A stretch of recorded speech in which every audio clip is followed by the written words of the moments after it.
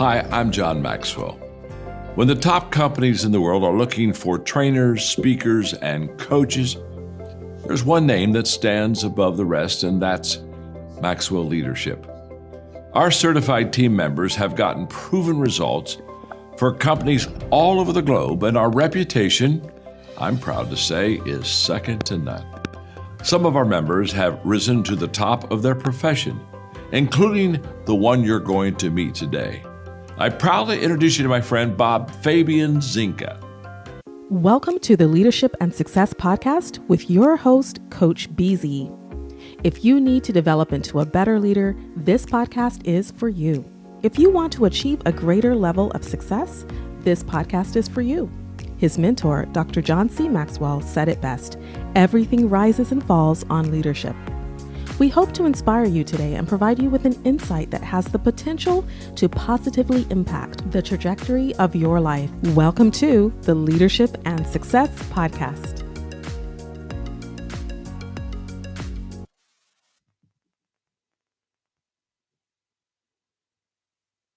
Hello, my name is Tony Grayson, and I spent 20 years in submarines in the Navy, followed by 6 years in the technology sector.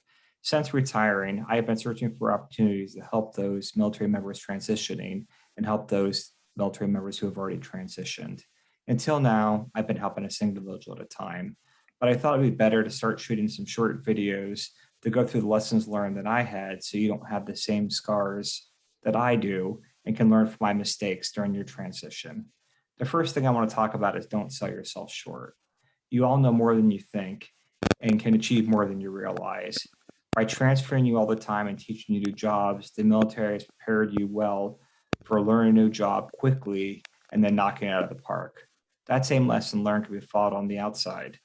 So are you worried that you don't know construction, but there's a particular job that you like that's in the construction industry? Prepping for deployment is no different. Have you found a product manager job in technology that you like, but are afraid you like the technology experience?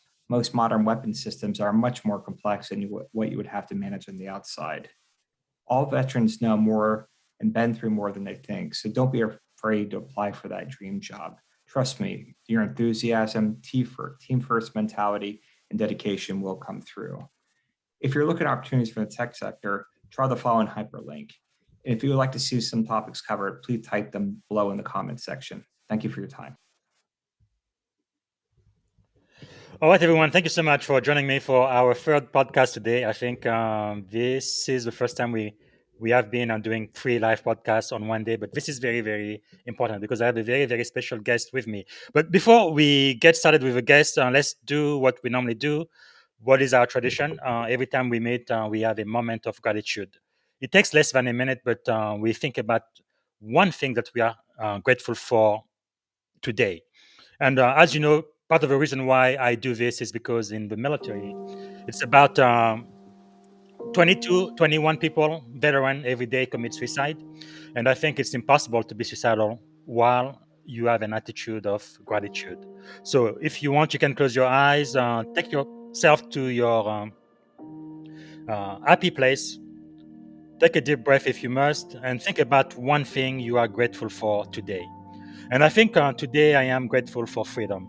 Earlier today, I was grateful for the weather. I was grateful for my family, but right now I am grateful for freedom. Freedom in the land of the brave, right? The home of the free. So let us know what you are grateful for. Type it in the comment. If you have a question for my guest, type it in the comment and let us know what city, what state you're joining us from, what country, if outside of the US. And also, please like the event and repost it in your feed and tag someone who might benefit. Okay, let me quickly introduce my guest. Today, we are going to have an extraordinary conversation with Tony Grayson, a retired U.S. Navy Submarine Commander. He's recipient of the Vice Admiral James Bond Stockdale Award for Inspirational Leadership, and now one of the top 10 data center influencer shaping the future of AI infrastructure. So without further ado, please help me welcome Commander Tony Grayson. Hey, thank you. Good Thank you. I haven't morning. had an intro like that before. Thanks. Really, really glad to have you on board. We're going to be learning so much from your experience today, especially those aspirational leaders in the military and especially in the Navy. I guess to get started, what is one thing you are grateful for today, Tony? I think it's definitely my family, just the Yes. support. Being in the military, you deploy a lot and they have to deal a Yeah. lot without you and understand what you're giving up. So I think it's really my family support all through the years. It's still as critical today Yes. as it was, when I joined the Navy, whatever it was 30 years ago. Yes, that is so important. At one point, I was afraid the Navy was going to issue me a new wife or something. But yes, it really means a lot, and those are the people we do everything we do. And what is one thing about you that most people may not know about? Uh, I don't know that probably I'm actually an introvert because I'm a nuke. Really? So I think I come across as more of an extrovert, but I'm definitely more of an introvert. Uh, Wow. yeah, it's what it is. I mean, it's all where you draw your energy from. True. True. Well, that is a little bit surprising for sure. So let's set the stage. The ex- let's go back to the beginning. So, what inspired you, your journey into the Navy, and what did you learn about leadership beneath the Yeah, I walls? think originally I grew up with my grandfather telling me stories about World War II. He was a Catalina pilot, so one of those big, slow MPA maritime patrol aircraft planes. It was part of the Black Kite Raiders. Was actually shot down and spent 14, 15 days in a raft before they finally got to an island. But I think it's kind of hearing those stories and Hmm. and understanding service before self and kind of how critical that part of the greatest generation was. And then my dad was Air Force, and I wanted Navy. Originally I wanted to fly, but then I kind of realized that the problem with aviation is the same problem with surface and everything else, that when you actually go out to sea, you weren't truly in command because your boss is right there. You can pick up a phone and ask them, all because of sat high com and everything else. On a submarine, you just don't have that. You submerge and that's it. You got to Wow. make decisions by yourself in situ in places that no one knows you're there about in your front page of news if you get caught. So I think that's kind of what really led me into it, and you actually get paid the most in the. I think Wow. probably Navy nukes are probably the highest paid out of any of the services, Yeah, out of anything. there's a reason for that because you guys are just crazy. All Wow. right, we're definitely unique. Or either, I think 50% of us are probably good natured and everything, and 50% have zero personality whatsoever. So That it's is amazing. that's Wow. the Navy nuke. Somebody has to do it for sure. But as a submarine commander, every decision can mean life or death. So, how did that environment shape your approach to leadership and decision making under pressure? Now, I've never served on a sub, but I have visited a few. I know space means You know, everything, right? but I think it's you can get away with micromanaging so long. There's a Hmm. point that it breaks though, because you can't be everywhere at once. And so I think I actually found that breaking point during my CO tour, where I took over a struggling sub. They have a certain list for that kind of stuff, and then I took it over, and I thought I could just, use force of personality and everything else, stay up 24/7. It just doesn't work. And then I Hmm. realized, the kind of the true value of delegation. And I think we all say we delegate, but we don't. Delegation is you're going to put decisions into someone else's hands and trust they're going to make the right decisions and empower them to do it. And you have to be willing to let them fail. Most of us are not, because we associate that person failing with us failing.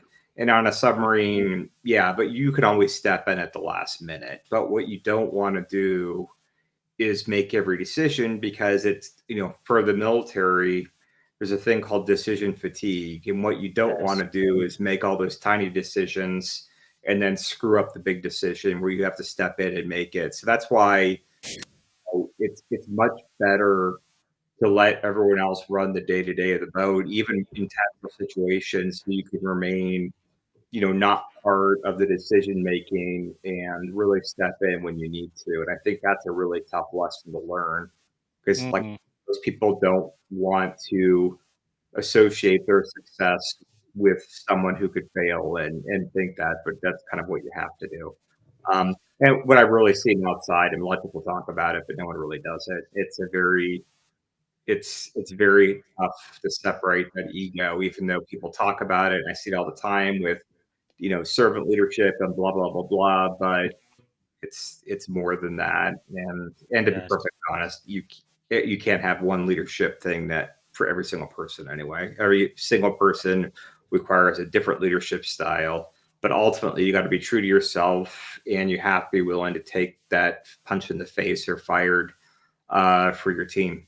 And I think Mhm. that's I think very few people in the workforce are able to do that. I think in Yes. the military, it's probably a lot higher.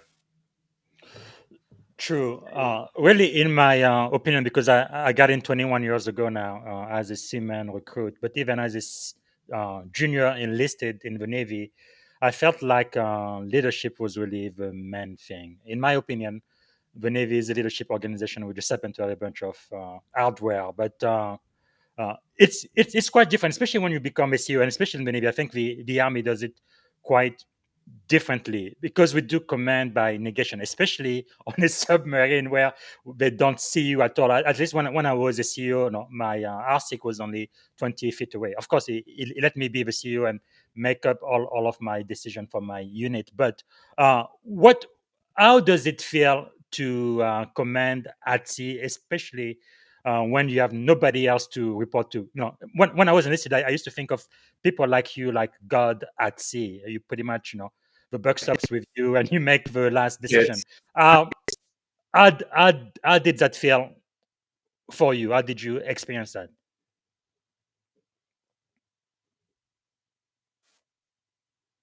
Oh, let's uh, let's no, see. Did you hear the yeah, yeah, question? yeah, I Okay, did. Yeah, yeah. very good. I think it's that's what I really liked about submarine. What I like about submarines is I think in all the militaries you have a very big division between officers and enlisted. I think and I think the only thing that would be different is probably a tank or something like that, where you live on Mhm. top of each other. On a submarine, you live on top of. So Yes. you just don't have that difference, but so much. Like you go down to the chief's quarters, the goat locker, and you spend time there. There's just not that formal Mm. circumstances. Everyone's in it. I mean, you either succeed as one or you die as one, just like a tank. And Yes. that's probably the only kind of the thing out there. So your leadership's different. You trust your junior enlisted. I mean, that's what I laugh because I post sometimes videos of carriers and I try to show what these Mhm. 19-year-olds and 20-year-olds are doing. And I always get a comment like they're just telling what they're told to do. In reality, no. Like I have been Yes. told, no, I'm not going to like on a like on from a helmsman, junior person, most on a submarine telling me, no, that's the wrong way. You need to do it this way. And I was wrong. They were right. That's what the Mhm. expectation is, that they stand up and they push that kind of stuff. But you have to create that Yes. environment where you get that kind of feedback. You Wow. can't rule by fear or you won't get that feedback. That is so true. And you were also awarded the Vice Admiral James Bond Stockdale Award for Inspirational Leadership. What does that recognition mean to you personally? And what Um, leadership I mean, philosophy does it represent? I'll probably take that one to the grave with me on probably it doesn't really matter, whatever recognition I have, that one matters the most to me because it's voted on by peers. You can't put yourself in for it. Your boss can't put yourself in for it. And there's only two selected each year. And that's out of all the COs. So it's all Yes. the SEAL COs, all the aviation COs, all the SWO COs, all the limited duty COs, all that kind of stuff. And, to me, yeah, I really do think, I know it's most people pay it lip service, but I really do think that was a function of my crew. They made it very easy. I had a very good team. That once I finally got my poop in one sock and realized that I couldn't do it myself, that I really need to empower and train them. That really made all the difference in the world. And Wow. like I said, it's very tough to put that aside, but that's probably, one that I will recognize most and like most, because in the end, that's kind of, Yes. for me, the end all be all of leadership. It doesn't really, it's tough to get something higher or reach a better leadership thing. I don't care if you're a CEO of a Fortune 5 customer company or anything. Yes. That's very different than getting that. Yeah, and I really like what you said. Another mantra we have, I think, is throughout the entire Navy, right? One team, one fight. It really takes Yeah, a team. it's easy to say, it's tough to do. Yes. And that's what I think that's the biggest problem that we have getting out of the Navy. It's we expect that to be the same on the outside, and it's not. It's more like I'm self first and everything else is secondary. But that team first mentality, mission mindset, you can't teach. You either have it or you don't. Yes. And you can, and that's what I really look for when I hire people. I work with people now because I'm very, I've been burned a couple times, and I've been very, I look to make sure now that that kind of thing is there. I can teach anyone anything. Yes. Or the team can teach anyone anything. You can't teach that mentality. It's just you either have it or you don't. Huh. That is kind of true, but I don't know. In my experience, it seems like in the Navy, I don't know how they do it, but it's like maybe by osmosis or something, but maybe it's just the environment you live in, but it's kind of Yeah. expected, and people just do it. Maybe because it's a No, matter of life. no, in the military, I was saying in the military, you have that. And I Yeah. would say it's probably 90% of the people have that mentality. That's why you join the Yes. military. It's purpose above self. Some of these people are living on food stamps. They sure as hell aren't doing it to get rich or anything else. They're doing it because they believe in something. Yes. I would say on the outside, it's very, very tough to find that service before self. It's very tough to find people who are actually put self. I see a lot of people who talk about it, but when push comes to shove, they crumple under it. And I've done the same thing, but I'm very, I'm very cognizant of it now and the decisions that I make. And, it all stems from, I think you can realize you're doing it right. If you're working with someone and they mess up or they miss something, is your first thing to blame them? Or is your first thing to sit there and say, what could I have done differently? Yes. To change that, or to make sure to prevent that mistake. And I think that alone, if you're thinking all the time that why they make that mistake and you don't think how you could have caused it first, then you're just lying to yourself about putting team first and that kind of mentality. Sure. And like I said, I think people do pay it lip service. I see a bunch of speakers and podcasts and all that kind of stuff, but they don't walk the walk. They don't walk the talk in the end. And it's very easy to do it when everything's hunky dory. Where it really shines is when you're under pressure, when you're under stress. That's when the real you will come out. True. And you want to make sure that the real you is something you're proud of. That is so true. So after 2 decades in uniform, what was the most challenging aspect of transitioning from commanding sailors to That's what it was. It was this belief that, and they told us in the Navy is true, that all leadership is transferable. It's not. Operations is the same. It's not. Like there's nothing at all that's the same in the military as it outside the military. The people who struggle the most are the people who think that it's the same. And I talk about this sometimes, is you really want to drop into that first job where they give you the freedom to really not do anything for 6 months, to really understand. Because if not, you are not going to be liked, because you're going to come in with a military mindset and you're going to sit there and act like you've done this before and you haven't. And you're going to start either ordering people around or pushing operational stuff that just it's not applicable. You have to really understand why people make those decisions and how it functions. And really, this is what it comes out is, I don't care. In the end, everyone in the military is exactly the same. We could sit there and say they're from diverse backgrounds and blah blah blah. It's they all think the same. They all have the same motivation. And I would say by 95%. In the outside, that's not true at all. I mean, you could be working from someone from India who's used to a caste system. You could be working from, someone from Asia who is very task oriented. I mean, you could work with a different generation who like that their biggest thing is to show up whatever time they want. And in the end, if you're doing a sprint and they get things done, do you really care what time they show up? You just want the work done. So, you have to be flexible and you have to be willing. That's why I cannot stand, this is probably pejorative, and I apologize for this. I can't stand all these leadership books, to be perfectly honest, because they try to sell you on a concept that might work for one subset of people. And it doesn't work for everyone. And I think I would love to see some book written that kind of lumps, kind of talks about it all.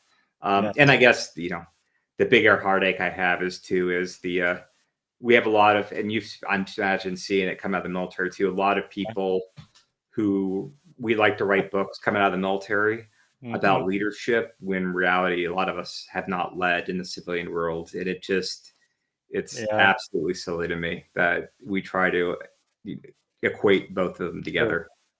Well, maybe that book needs to be written by you. No, I can sit there and try, I'm definitely not good enough to sit there and say it. I definitely don't get it right, but I do, I still have an executive coach. I'm still screwing up. But the important thing is I learned from it now. And I think I would say I'm a better leader now, a better manager now than I have been. And it really, sometimes, I could think of a couple of points in my life where I've had, come to Jesus moment of true. And I think if you don't have that, you're never going to improve. You need really, I hate to say it, if you've never been hit rock bottom or been, really failed miserably, you will never, ever get better, because, I think half the times we're successful because we're lucky, or because we're successful because of timing or whatever. To truly be confident and to have a listen to yourself, you have to fail big time to be able to reset yourself and really start learning. Wow. Actually, I was going to ask you this question later, but I think we need to handle this now. I love this coin. I can't remember who gave it to me. One of my CEO did, but on one side it says failure, the other side it says success. So two sides of the same coin. So how has failure shaped your life? Yep. So how has failure shaped your life? Sorry, could you say that again? Oh, sorry. How has failure shaped your life? Like I said, I think that's what actually teaches you. Success doesn't teach you anything other than you were successful. And is it luck? Is it the team? Is it someone just gave up? Is it, there's so many ways to be successful that you just kind of are lucky. I think people truly learn by failure. And I think, Chris Crosby, who's one of my mentors and, who owned my last startup that I ran, he taught me that, smart people don't learn by you telling them. Smart people learn by screwing up. And what you want to do is there's two ways to screw up. There's the ditch and there's the pole. The ditch is something recoverable. The pole is recoverable, but it's a lot harder. And so you want to make sure your team hits that ditch to learn. You want to prevent them from hitting the pole. And they will still hit the pole too, and you got to help them recover, and it is recoverable. Yes. But that's how smart people learn. You don't learn by reading a book, you learn by screwing it up, and it's those scars that make you. I do think you can learn a lot by listening to someone's failures. I mean, I would love to have a book that just talks about these are the 105 things that I screwed up in my life and what I did to get better, because that's worth listening to. The scars are what make you, not the successes. Powerful. Let's talk about command presence. What advice would you give to emerging leaders who want to earn trust quickly in high-stake environments? I mean, I think it really depends on your environment. Are you in a mission critical environment? That's very different than, kind of a workplace environment. In reality, no one should really know you're there, and no one should if the whole thing should function without you. I mean, ultimately, you're trying to work yourself out of a job with who you get. I mean, you can make the decisions and you're there to step in, but if you're doing it right, you don't do anything. I mean, you're just kind of there for eye candy and strategic thoughts and doing interviews and podcasts if you're doing it right. If you have to step in a lot, you either don't have the right team or you aren't doing something right. And so I think command presence in the military is very different than command presence outside the military. Command presence, you have to be there to give your team that kind of confidence in what they're doing, that that you can get there and done. Getting out alive, it's not the same outside of it. And Sure. I think they're two totally different things. And that's the other thing, and Yes. that I've seen leaders do. It's they walk in and try to push that command presence in the outside world, and it doesn't work at all. They take you for an Sure. a-hole. Yes, I remember that very, very clearly. I think I was only a lieutenant at the time. I had my first job in Silicon Valley, and I tried to give orders to this engineer. They completely ignored me, and I'm like, "What in the world?" But yeah, I had to change my approach at influencing them. But so Yeah, that's what it really is. Everything's about influence. It's sure. not, you can rule by fear for only so long. And Hmm. then you either have to level up the fear, or Yeah. you know what I mean? Or you have to do something. And so people Yes. only fear you for so long. So if you want to Sure. live your life by continuing leveling up the fear and making examples of you actually doing that, then that's the only way you can do it. It Sure. doesn't work in perpetuity, because it only goes so long. And that's not the way you want to live your life. And Sure. that's not the way, because your team will jump Mm. ship when they can. They will vote with their feet, because that's the one thing in the military, outside the military, Yes. is guess what? You don't have to stay with any boss you don't like. In the military, you're Sure. stuck with whoever it is, and you got to make it work. On the outside, not so much. So true. So comparing the military and tech in es- especially since that's where you are leading at such a high level now. We talked about command at sea earlier, in the Navy being both a privilege and a burden. So are there any parallels that you see between commanding a submarine and leading a global tech enterprise like you're doing now? Just the technology. You have to know the technology. I mean, that's the one thing the submarine force does very well. They hide all the cool operational stuff. You have to get qualified, and this is for officers, of course. You have to get qualified in the engineering plant first before you can do everything else. I mean, you have to know every single circuit, ventilation, valve in that submarine to properly fight it. And so I think that works well in the tech sector. You have to understand the underlying technology to be able to understand how you get the most return out of it. And I don't think Yes. that's always the case in there. But alone technology doesn't sell. Like, Yes. I used to think that if you made some cool widget that was really cool, it would sell. But look at, you can ask Segway or Google Glass or some of these Yeah. other things that were pretty cool out there, that they didn't sell because technology alone by itself doesn't sell. Mm. There's something you have to bridge in there to make people's life easier and do something. But it Yes. just can't be technology focused. Someone's got to get something out of it. So true. So how do you balance technical mastery with emotional intelligence, both in the control room and Uh, um, I think you got to have it. I mean, I think to be honest, EQ is probably higher than technical intelligence, mhm. because you can fill in technical intelligence with your team. You can't really fill in EQ. I think, that EQ is probably the bigger thing. And I guess it really depends on your role. I think if you're a manager, that's the case. I think if you're an IC, individual contributor, where you're not managing anyone, technical is probably first. But I also think that's another important point. Guess what? In the outside, me and a manager, like in the military, we associate success with how many people we lead, how big is our command.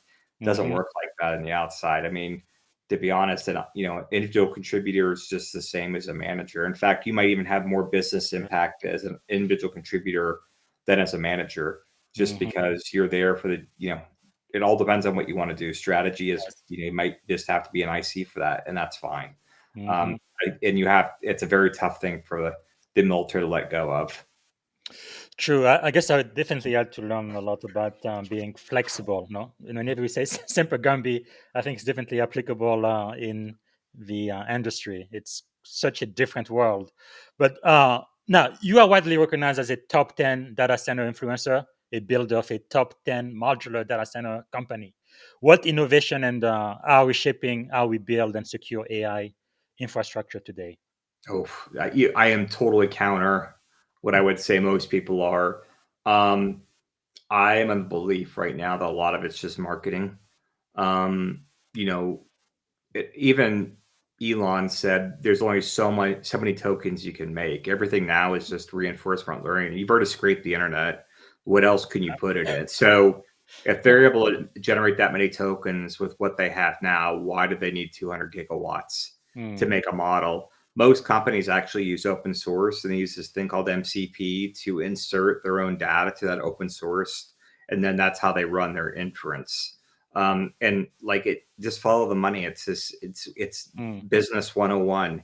You have to have some kind of path to return on investment. But what you're seeing is, a company, let's just take OpenAI, for example, is actually losing a ton of money.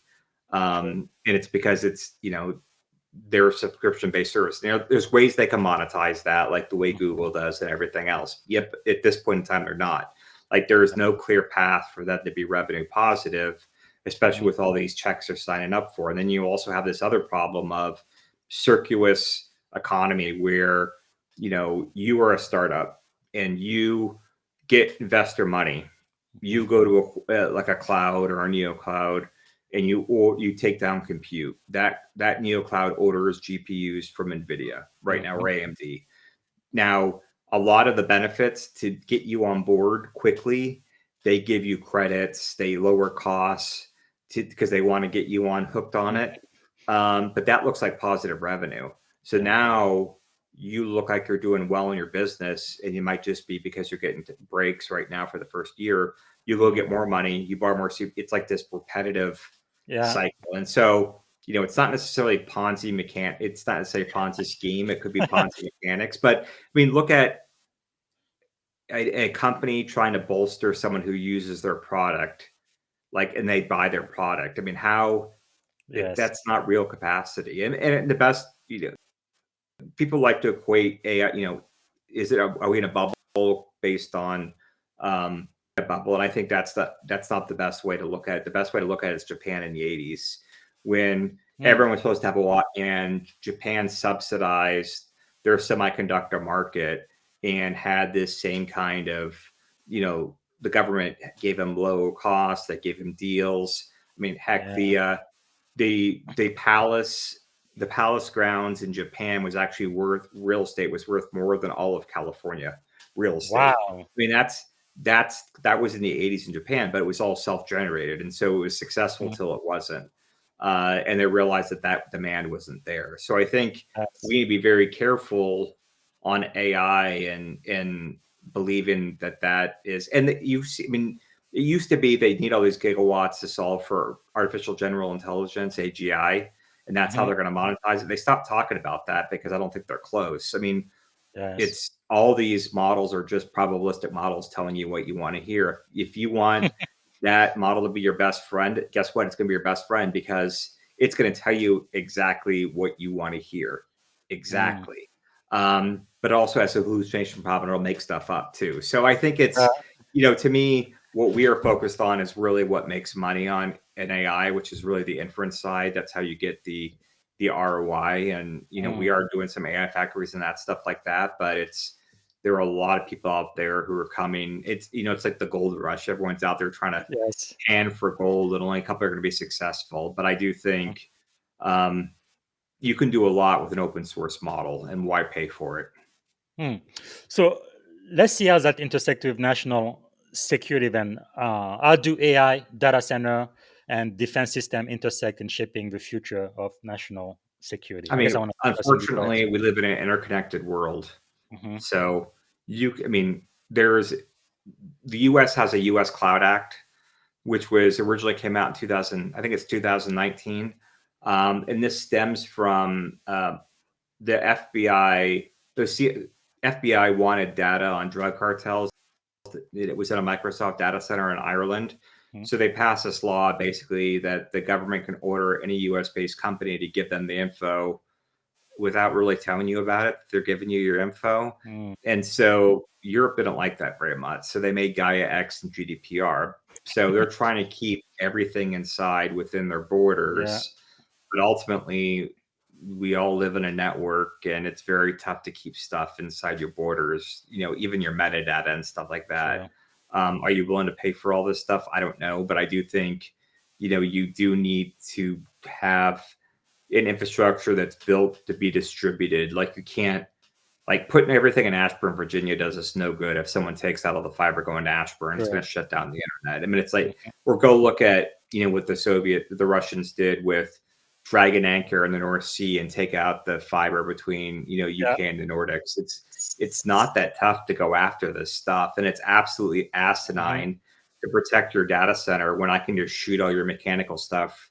Yeah. I can take down all your mechanical with a bullet on the outside of it. I don't even have to go inside your data center. Or I can, guess what? You're running fiber. I can go after all your fiber outside your data center that you have no control over. I mean, it's all false illusion of security. And I think that is, we need to understand the way you can solve this, and what Ukraine's taught us.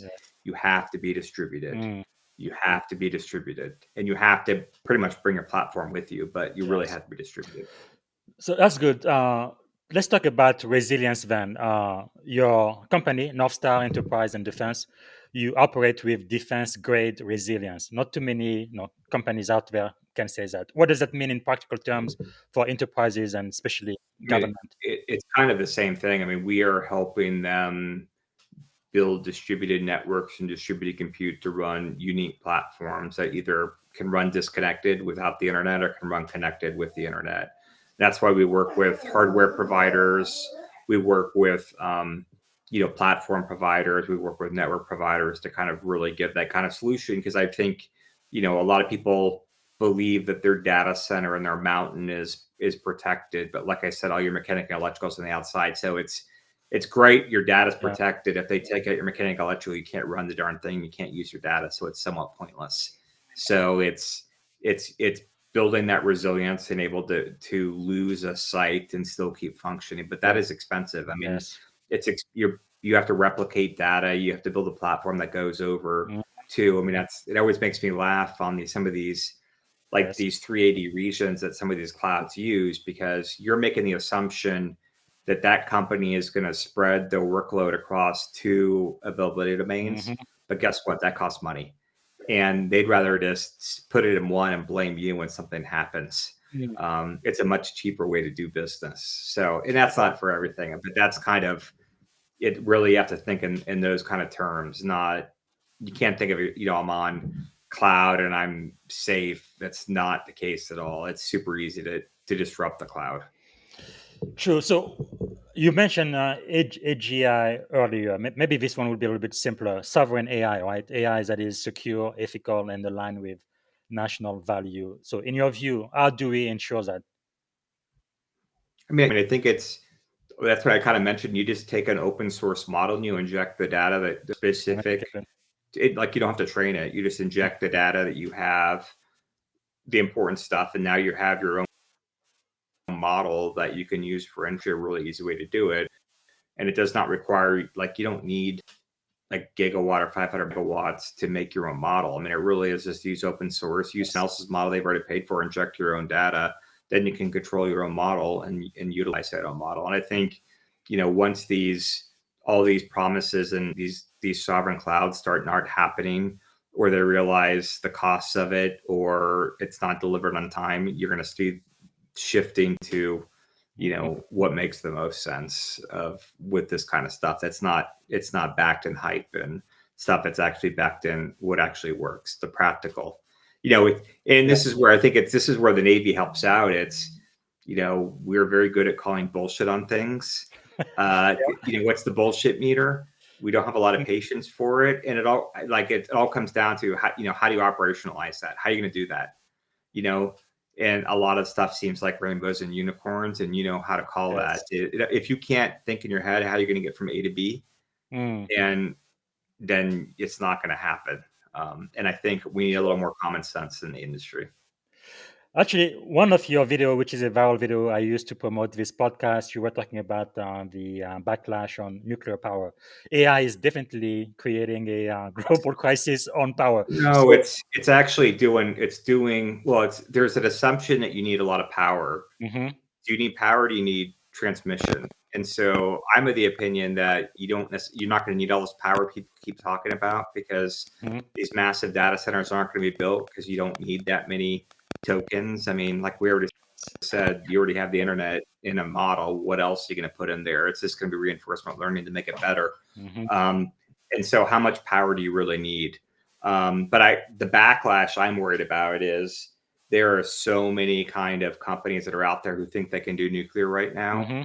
And they all have these designs that sound awesome, but in reality, you have to go through a formal process to get this stuff approved. Unless you're doing it like the Gen 3 Plus, if you really want to get something done fast. Gen 3 is kind of your pressurized water reactor.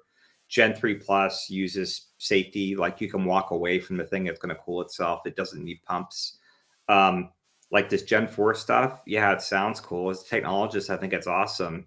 Is it practical? Is it going to be delivered on time? No. I mean, you already see NuScale flamed out with that, and they worked on it in 2012. TerraPower talked about deliveries this decade, but TerraPower recognizes that they won't be able to deliver till mid 2030, and they're doing a lot of stuff with medical isotopes now, which is also super important. But I think the backlash in the nuclear community is going to be all these companies that are promising these large power plants in the next 5 years that won't happen, and then we'll just blame nuclear power, saying it's like that it's there. I mean, to be honest, you might have a Westinghouse reactor. Everyone is different. I mean, that's why NRC qualifies a reactor operator. It's for that plant. That plant, because everything is different. It doesn't matter if it's still the same design, it will be different in some form or fashion. So, what I'm really excited about is more the microreactors, which is kind of like, it's a very simplistic design. It's much easier to get approved. And think of it like a nuclear battery that it lasts 8 years. You can put it on a semi and do that kind of stuff. I mean, to me, that is more interesting than a quick path to get rich on some plan that it takes a long time. And I even see the kind of the shady marketing just as much in nuclear power as I do in the AI world too. Lots of promises and delivery, lots of hand waving and misconstruing facts. And they're just taking advantage of people. In reality, if this was something people understood, it would be a very different story. Sure. But no one really understands it. So, they're very much enamored with press releases and videos. A lot of marketing hype for sure. Now, you do have a newsletter of the control room where you talk about agentic AI and inference computing. How do you see this evolving over the next 5 years? I mean, that's how you make your money. I mean, that's 70-80% of the market will be inference and agentic AI. And I think, the community used to and still does for the most part think inference as write my term paper for me, blah, blah, blah. But inference can be either latency sensitive or bandwidth constrained. Think, quality assurance in manufacturing process, think safety of life, think, kind of remote surgery. So you have that kind of stuff. You have the thing with, let's just say, you have 100 people using AI to make a video all on the same radio access network, like that. That's like terabytes of information. You can't push that through the fiber so you're gonna have to put something at the tower base to resolve that kind of stuff. And then there's the sovereign piece too. Like there's stuff that if I make this model and I'm in sales, that's my own IP. So yes, my model could be deployed as an inference solution somewhere, but I've spent a lot of money on that model, Mm-hmm. and I want to make sure that it's protected. And so I might put something close to me so I can go hug my servers and make sure no one gets access to my own IP. Sure. And so, I mean, I think that it's all these different versions where it leads to what I've been talking about, which is distributed compute. I mean, you can't get away from it. Sure. It's just going to be what it's going to end up happening. So whether I think I'm showing, or I should have been showing your company site. Hold on, let me get it in just a second. I thought I had already. Okay, here we go. So this is North Star, right? Yeah, we Do you were. see it? Okay. Yeah. So we were.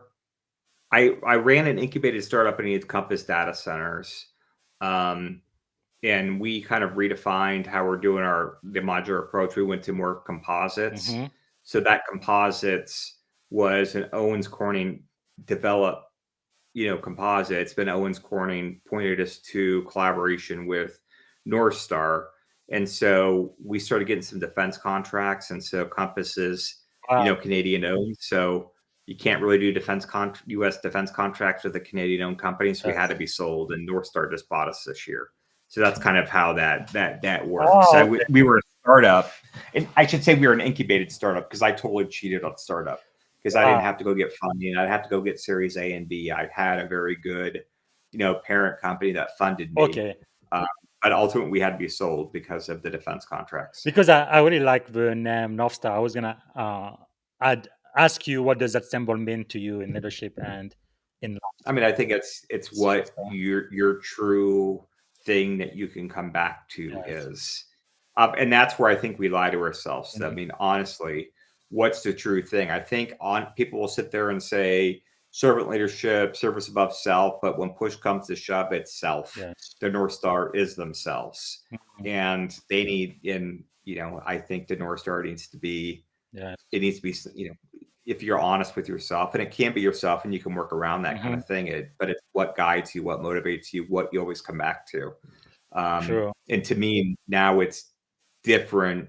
Now that I've had some scars, it's very different. I'm actually preaching I'm actually doing what I preach now, and not, kind of just lying to myself.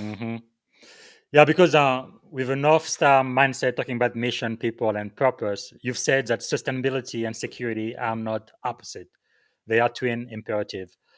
Can you elaborate on how you've embedded that mindset in North Star culture? Well, I mean, I think and this all comes down to what sells. I mean, I think you can make something super complex. We made a data center you can control via your phone. That's not simple. It's tough to recreate, and it's super expensive. So that doesn't sell. And that's like a Segway, $5,000 for a Segway. It does. I mean, it sounds cool, but it's expensive. It doesn't sell. Yeah. And so you have to make it simple, and you have to make it repeatable, and you have to make it something that people need. It has to be foundational. But there's a reason why you don't hand build cars. Well, you do, but they're Bugattis and they cost millions. You don't see an assembly line. I mean, we solved this back with the Model T. Hand built doesn't work. You have to do an assembly line. So if you are straying from that assembly line, you are ultimately not doing what you want to be doing. And so everything that we do is manufacturing. Now we might build pieces and parts and bring them to a site and kind of glue them together and make a big building, but it's still manufacturing in the end. And that's what everything we do is tries to take advantage of manufacturing and alternative construction. So in that case, then how do you see the balance between AI innovation and human responsibility evolving over the next decade? I mean, I think it's on the military side, you're always going to have that loop. They might be able to get the target acquisition, give you a firing solution quick, but ultimately humans got to look at it and push the button. I don't think you want the machine making that kind of stuff. But I do think you want to offload some of this work to AI. Now, granted, what's the responsibility? What's not the responsibility? You see all the SOAR videos now. What happens when someone makes a person, like an actress, that's AI.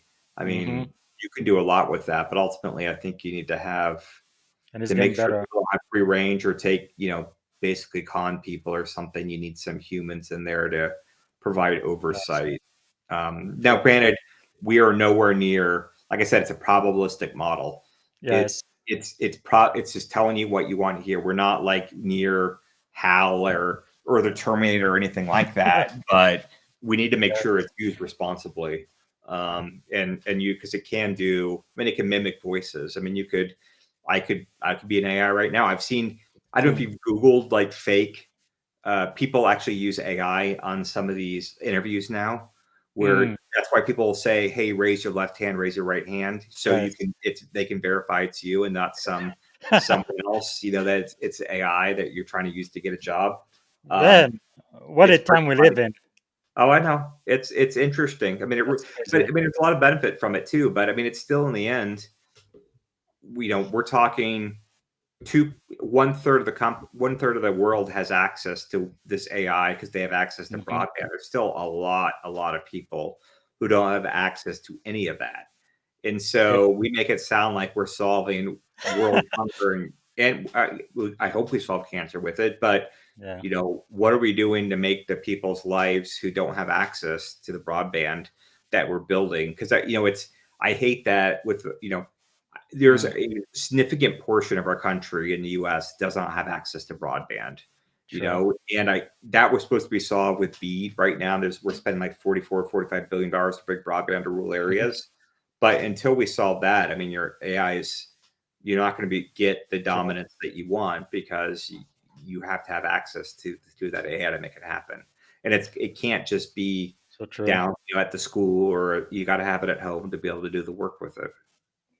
Yeah, and you've touched on ethics and sustainability. What role do you believe ethics, sustainability, and resilience will play in shaping the future of compute and defense? I mean, I think it really depends on the use case, because for some of this stuff, you don't really need a lot of resilience.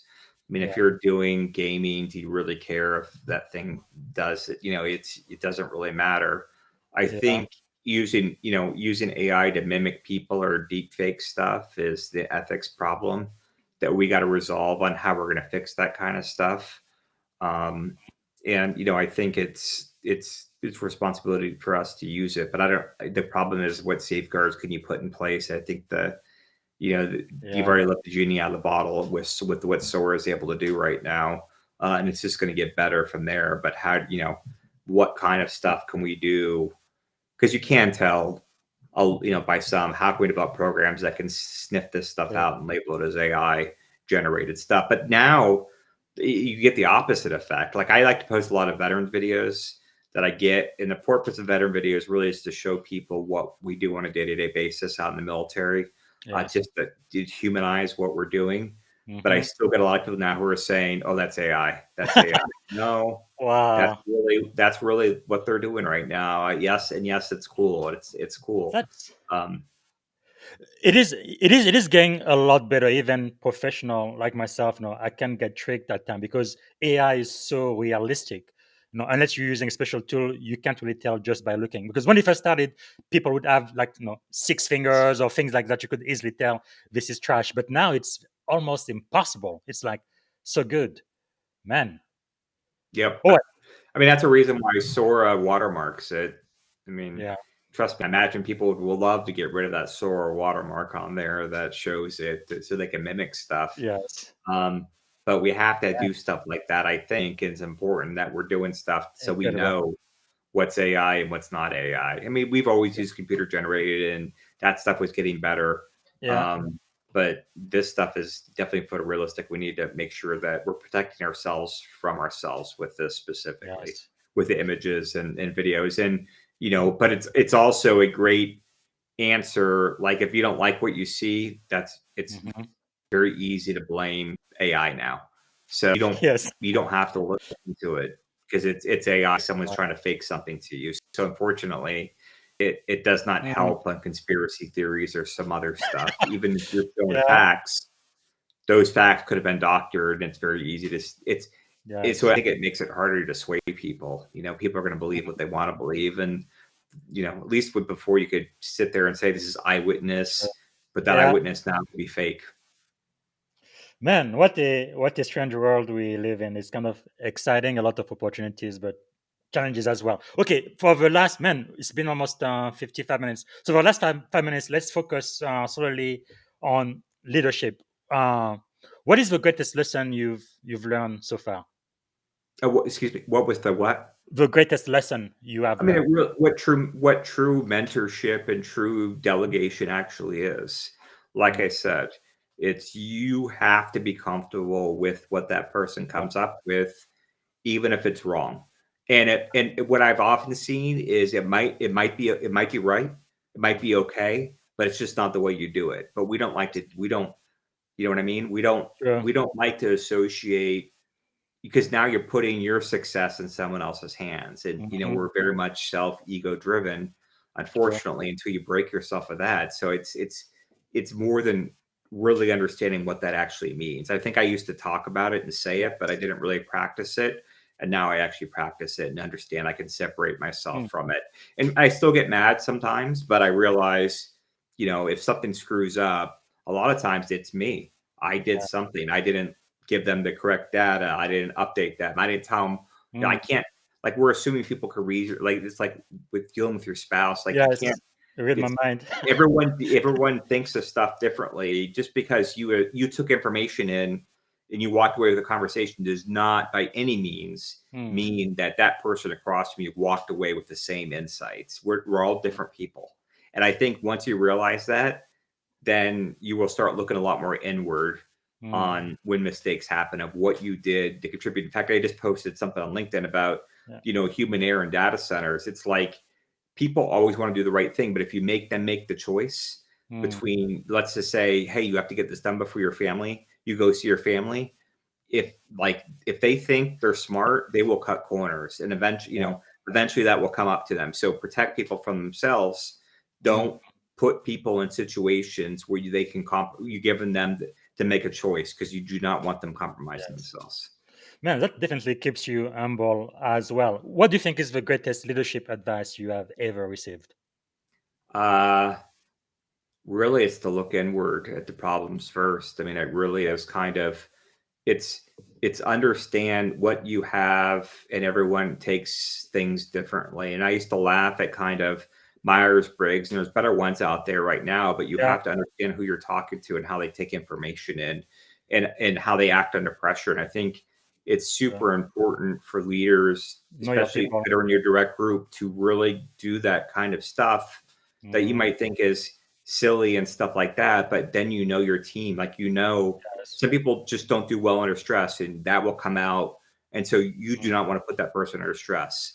You want to make sure that you're leading them the way it's most effective for them to be leaders. So once again, this is not, you can't portray, this goes back to my earlier comment that leadership books I can't stand, because there's no pejorative leadership at all. There is no one single golden bullet book. I don't care how much people like Brene Brown and stuff like that. It's like, no ego is such an easy thing, but people don't follow it, even who have that, because they ultimately go back to their ego unless they're really thinking about it. So, I think that's kind of what it is. It's, you have to understand the people you're working with. So you've had such great success, right? Award-winning submarine CEO to now industry award-winning leader in this tech, data center, and AI. What do you think is the secret of your success? Why are you so successful? Lucky. 100% agree. I'm lucky. Right place, right time. Okay. I'm no different than anyone else out there. I think I've just been super fortunate and lucky. Okay. I will accept that, because there's definitely an element of luck in success. If I take that away from you, what else is there? Why do you think you are so successful? I think I'm persistent as hell. I don't give up. I don't take no for an answer. Like, I don't believe in the status quo. This is the nuke in me. Like, I'm my wife calls me a pessimist. I like to call it, to me, grit's the most important thing in the world. And I think you have to have that persistence and that grit to really, you don't want to you will get punched in the face, but you want to get back up and keep getting punched. Or if you do get punched, you want to learn from it before you keep going. I'm always looking for what the problem is, what's bullshit. And that's like I said, that's 100% nuke in me. It's, it's questioning everything and that kind of stuff. And I think that's really served me well. But I also don't believe I'm limited by anything. I solve, I don't think I can solve cancer, but I do I'm not afraid to talk about some of these things and go against the norm and preach this kind of stuff. And I think that's kind of what has helped me be successful. It's I don't do well just by following status quo. I've never have been. It's more, poking holes in things is more fun and seeing what the advantage of that is. Wow. So for aspiring leader watching, especially junior officers, this is really key: persistence and not taking. Well, the junior officers, it's easy. Do what your chief tells you to do. Yeah. Up to a point, but you do have to be persistent too, because at times you are going to fail, right? Maybe no. And I don't know why, but most male in the Navy, they want to be Top Gun. They want to be flying with F-18. I had that dream too, but sometimes it's just not gonna work out. So when you fall down, you have to pick yourself back up and find like something. I said, I was a CO about to be fired. Wow. So you will stumble. It's what happens after that. And I blamed everyone else except myself when that happened, until I realized I had a good hard look at what was really going on. It was me. And once you came through that is, so if something happens, look inward first. Don't blame anyone else. What did you contribute to it? So powerful. You keep saying that over and over again, but that is so powerful. Look inward. But we like I said, we like to hand wave about it. We like to say servant leader. Yeah, we're not. We like to blame everyone else. And so it's, unless you are looking inward when you fail or something happens, even if your team fails, unless you're looking inward, then you did something. I mean, I think the Marines, I think the tactical units get this really well. If they don't accomplish, like say someone can't do a 26-mile ruck walk, that is on the squad leader or the platoon leader, that they didn't make sure that happens. I think that we need to have that same kind of mindset. If someone fails at a mission, what did you do to not prepare them to get that right for that mission? It's just a different mindset.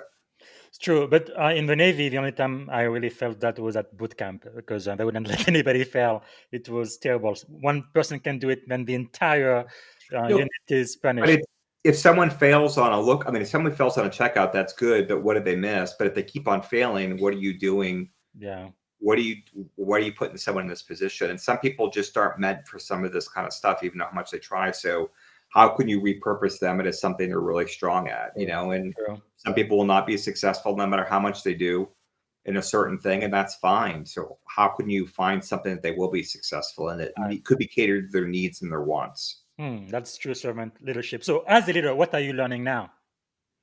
I think I learned, I was probably arrogant 4 years ago and thought I could run a business.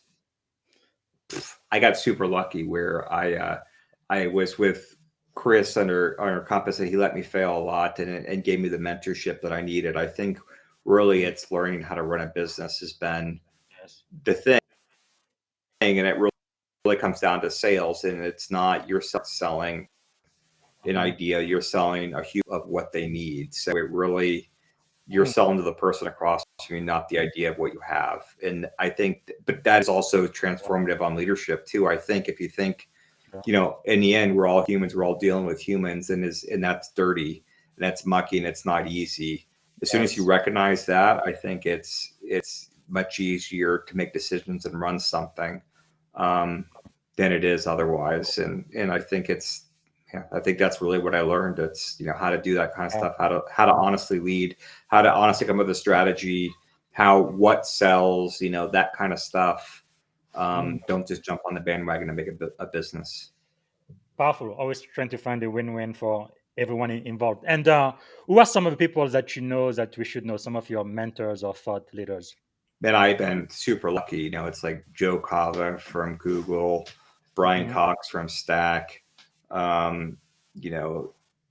Carrie from Colt. I mean, I have so many leaders in our industry who are CEOs who I've been able to call and ask questions. I mean, the biggest one recently was Chris, who, like I said, took a chance on me, taught me how to lead and let me know when I screwed up and let me fail and let me learn how to actually run a business. I would have, my business would have failed if it was just me back in the start, if I didn't have that kind of leadership and oversight. So I've been super fortunate. But the big thing is, don't be afraid to ask those leaders. If you like, what's the point of you trying to figure something out? And I used to consider this micromanaging, but wouldn't it be better if you asked your boss if they've done something before and they can give you advice on it, and they might have an idea that you know, instead of you spending like how disheartening it is, you work hard for 3 weeks and you do something and it's not what was wanted. But if you would have asked that question, if you would have had, you know, the gumption and the putting aside your ego to ask the question ahead of time, you know, has this worked before? Have you done something like this? What are you actually trying to get?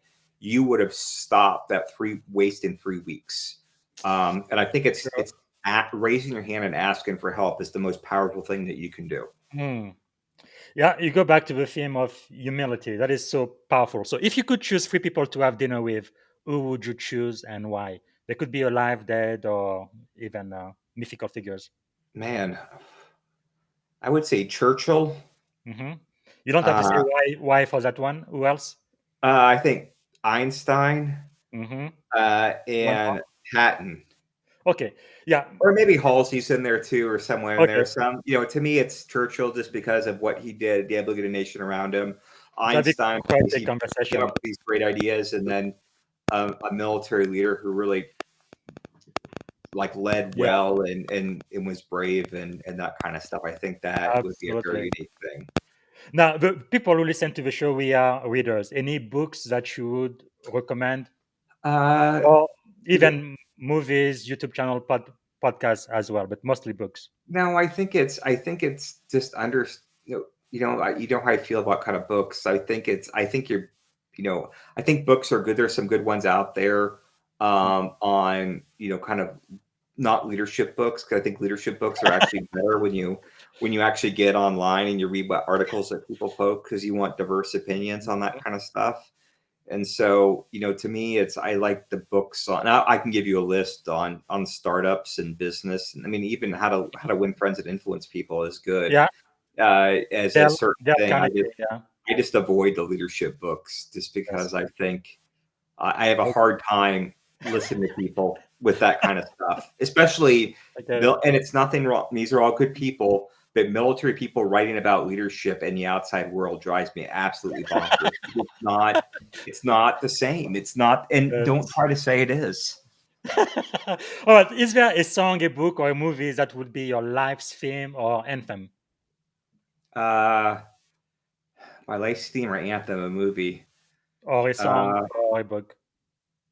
I like Ferris Bueller, because that's all about you don't take what the world gives you and you make your own success. And you know, he is viewing the world through a different.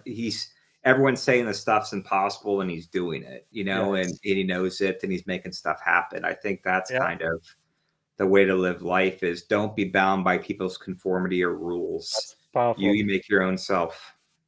Yeah, I think Nelson Mandela said, right, it's impossible until it is done, which is pretty powerful. So if you had one day to live, how would you have liked your final contribution to be? I think spending time with my family and imparting leadership lessons or stuff to my kids. What is the number one leadership lesson you would impart? It's grit. Grit, definitely. Yes. And when you wake up in the morning, is there one problem you would like to solve? When I wake up in the morning, how do we build what I think is coming in the future, which is distributed compute? And how do we stop wasting time with this big stuff? Because it's not, it's relevant, but it's not relevant. And in the end, it's not. It might be helping a quarter of the world. It's not helping 3/4 of the world, which is to me, it's how do you get broadband to rural areas? And you can monetize that. It's for the business people. You can monetize it and everything. But in the end, how do you really make that happen? Okay, finally, we are coming to the end. Thanks so much for spending a little bit more time with us. How can we add value back to you? I mean, I think it's just, you know, I like to write a lot of stuff on LinkedIn, and, you know, I posted something recently about MCP and kind of open source, you know, kind of how you can use open source models to make agentic AI and how things are working. So I think, you know, just interacting, asking questions, you know, telling your stories, I think it's just be part of the conversation. Get out, stop sitting on the sideline and be part of the conversation. Very good. Thank you so much. And to Finish. Okay. Before we finish, let me ask you this: is there a question I should have asked you that I haven't asked yet? No, I think I rambled way too much. I Okay. think I think you kind of definitely covered everything. But in the end, I would say the one thing is, how do you know you're successful in life? And that's, you raised good kids and you Yes. contributed to the world around you. Like- It's not how much money you make, it's not what car Mhm. you drive. It's really, when it comes down to it, that's it. Well, that's powerful because the most important question of the podcast is, if you could go back and give a piece of advice to your 17-year-old self, standing at the edge of this incredible career you've had both in the military and in the industry, what would you say to 17-year-old? You're not as good as you think. You're not as good as you think you are. Powerful. Okay, lightning round, rapid fire, really, really quick. Don't take too much to think. One word that defines great leadership. One word. Great. I mean, Okay. think it for yourself. All right. Morning routine or practice that keeps you grounded. Coffee. Book or quote that changed your life. What was book or what? Or a quote that changed your life, or mantra. I love kind of the man in the arena. Very good. And who inspires you most today? My wife. Okay, finish the sentence. Leadership is. Always learning. Okay, what did you want to do when you were a kid?